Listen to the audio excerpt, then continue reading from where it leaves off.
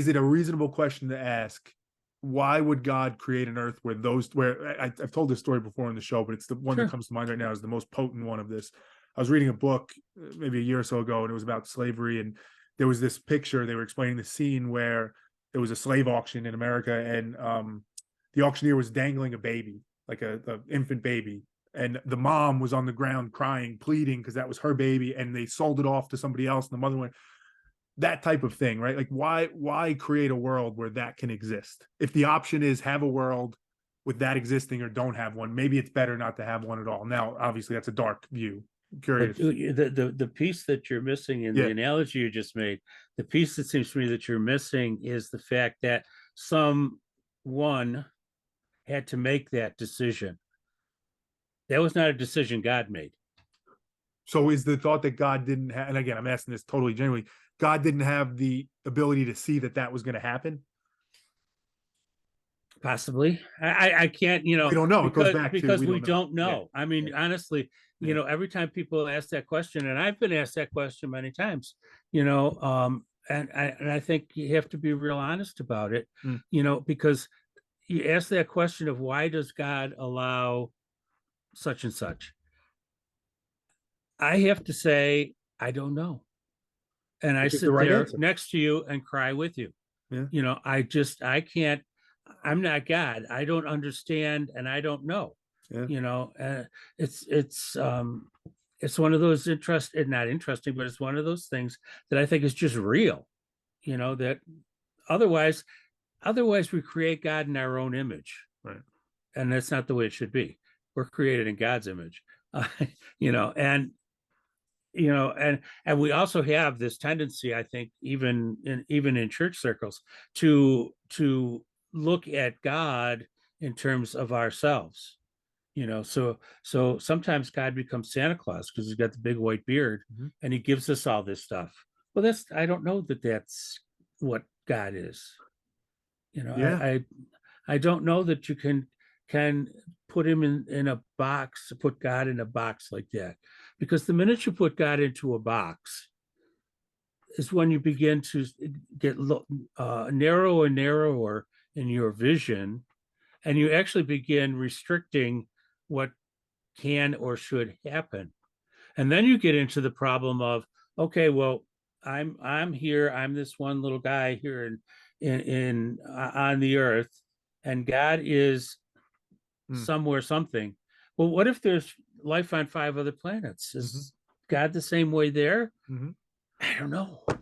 I don't know, because I don't think we can ever completely understand what God is. That is, as far as I can tell, which who cares what I can tell, but just you and I are talking. That's the best answer that can be given, right? It's insufficient, and I say that for me, right? Like, Yeah, it is. but it's the best answer we can have. It, but do we have to be consistent then both ways? By that I mean, if there's things about God we can never understand, why would God expect us to implicitly trust Him? If like, why wouldn't there be an understanding or an expectation of, you can never understand exactly what I'm doing, so how could you ever know that I have your best intentions in mind? How could you ever know that I am inherently, implicitly good? Do we not have to consider that as well if we can't put God in that box? Because I think what a lot of people do is they agree with you on every aspect of that, but there's one little box to like, but the goodness box, we have to be able to put God in that. Do we? Um, I don't. I'm confused a little bit on how you're defining goodness. There. Yep. What does that mean? Has our Does that best mean intentions in mind, maybe? okay? All right. But even that gets fuzzy, right? It becomes that universal principle of love, which anybody who's ever felt love knows that love isn't. But describe it. Tell me how you describe love. What is it? And you kind of put in the Yeah. same the Yeah. same category. I in listening to what we're talking about a little bit here, I was just thinking about the story of Moses in the desert before the whole thing with the Israelites and whatever. But that's that particular story where Moses, according to the story, sees the burning bush, and he says to God, "Well, who should I say sent me?" And God has an answer. But God's answer has been misinterpreted throughout ages because, we've always said it was God said, I am who I am. Hmm. Wow, talk about something you could think about forever. And yet, if you look at how names work, especially in Hebrew times, to name something is to own it. Mm.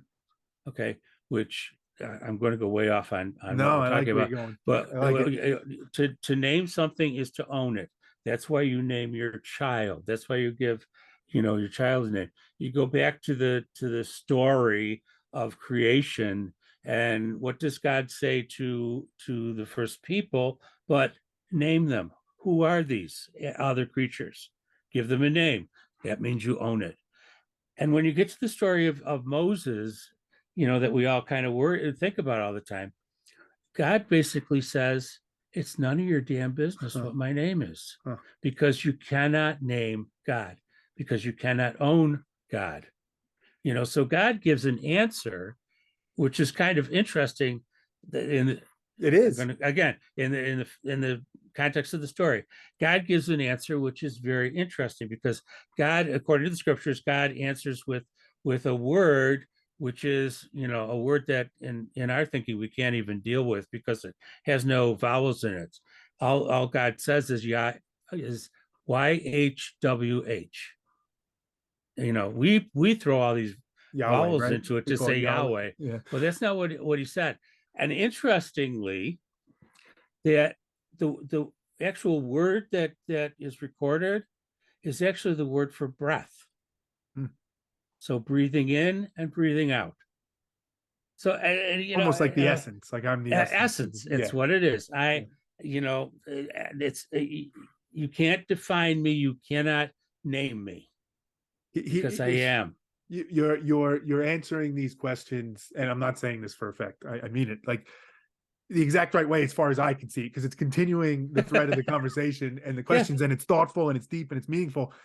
And what it makes me but think is that is the right answer. And I can totally believe and buy that answer that God gave to Moses in that moment is the best answer that he could possibly have given, assuming God's a man, right. right? Best answer he could have given. But even with that, it creates this dilemma for us as humans to say, God is giving the best possible answer, but within that answer is uncertainty. There's this chance, because I can never understand it, that maybe it's not best, however we define best, for me to follow what God is saying. And Mhm. that is the dilemma of life. And I And can that's understand somebody getting frustrated. And again, you can't say this in the spirit what you said, but God, why the hell did you do that? Why did you set it up that way? But it's a circular. It never has an answer.